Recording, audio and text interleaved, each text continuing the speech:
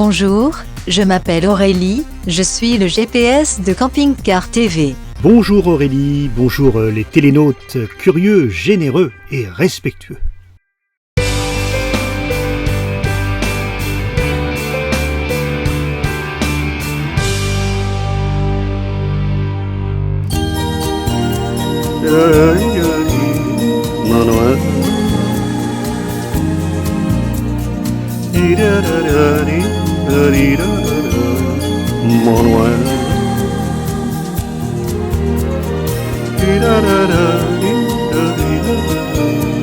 Manuel. Manuel.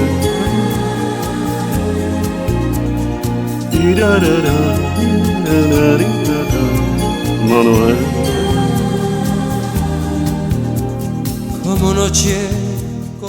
Mais pourquoi tu mets moins fort? L'émission est commencée. Ah, pardon. Tu devrais expliquer pourquoi nous sommes en Espagne. D'abord parce qu'on s'est dit que ça vous ferait plaisir d'avoir un petit peu de soleil, parce que c'est pas très folichon en France en ce moment.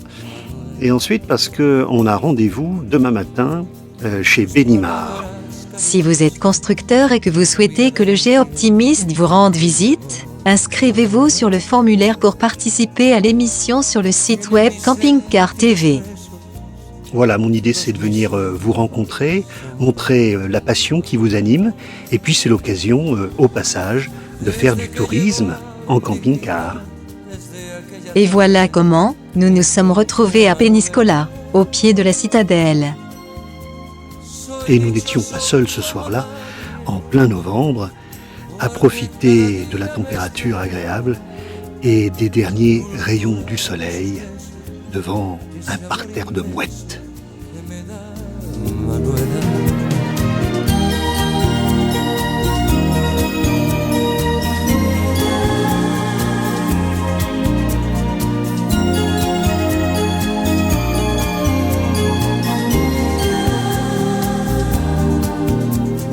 Cada día, cada instante, mi ilusión más grande es ver a Manuela.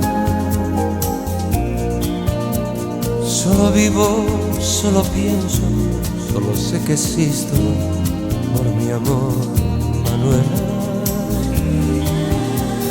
Desde que llegó a mi vida, desde aquel instante que encontré a Manuela,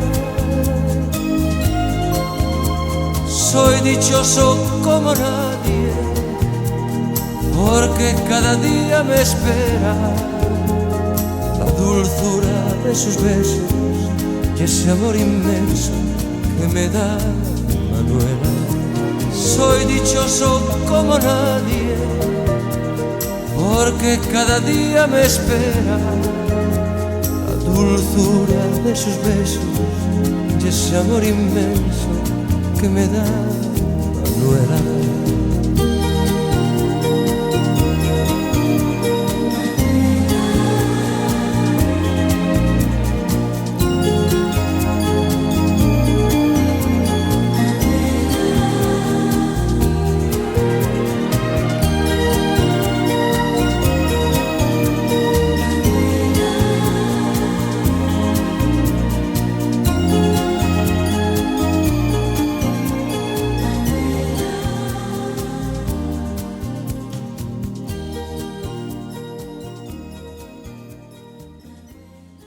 Bonjour Fanvilliers. Bonjour le Géoptimiste.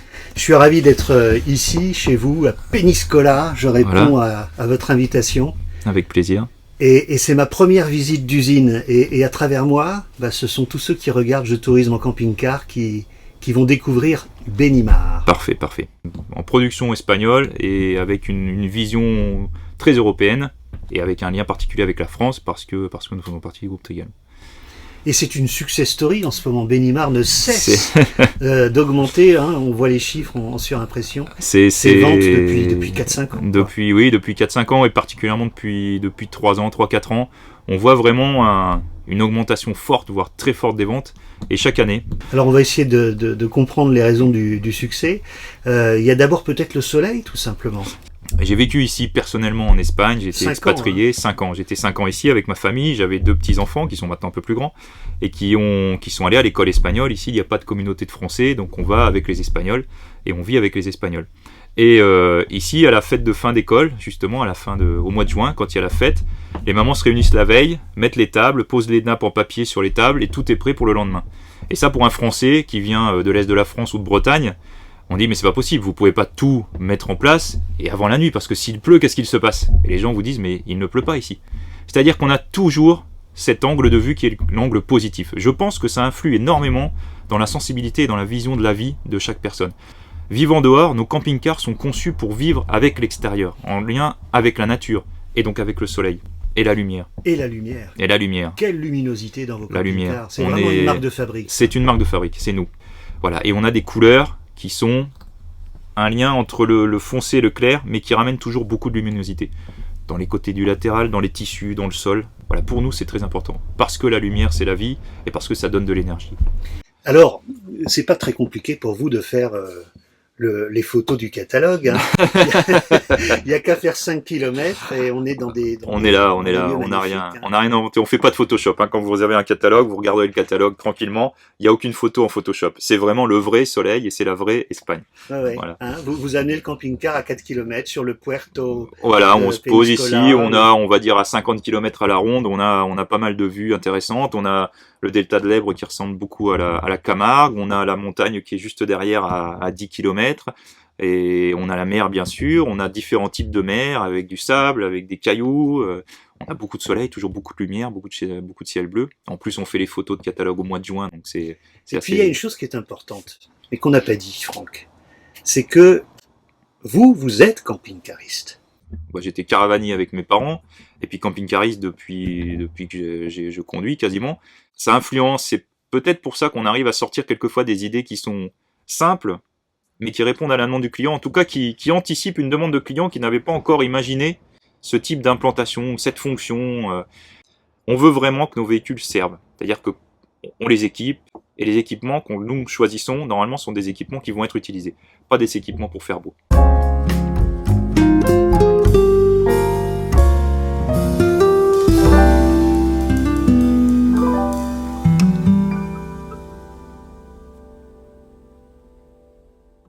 Alors là, on est dans le 481. On est là dans un de nos modèles phares, justement, voilà, le 481. On est peu à proposer ça en Europe. Sur l'implantation, sur le prix, sur l'ambiance intérieure. L'idée de ce véhicule, c'est tout simple. On s'adresse beaucoup à des gens qui n'ont jamais eu de camping-car.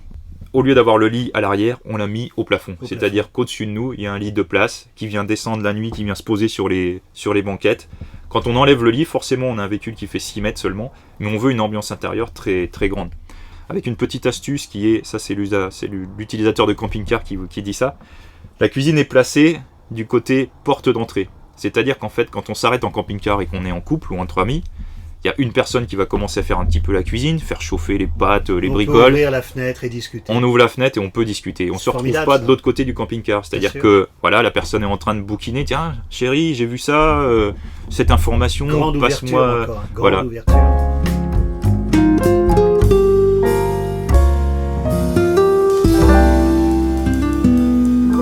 Alors dans ces grands bâtiments qu'on est en train de survoler, se cache donc la ligne de production. Alors c'est quoi une ligne de production ? C'est quoi une ligne de production ? On est dans le monde automobile entre guillemets, mais à échelle humaine. Mais à échelle humaine, Franck. Alors ça c'est ce qu'on verra la semaine prochaine.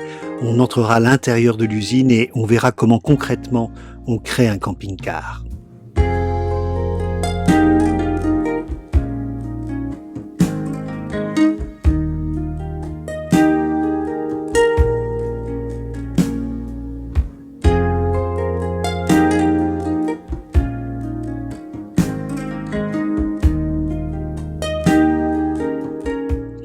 Nous sommes à Benicarló, qui est ce village qui accueille l'usine de fabrication et qui est au bord de la mer. Vous avez compris, d'où le nom, Benimar.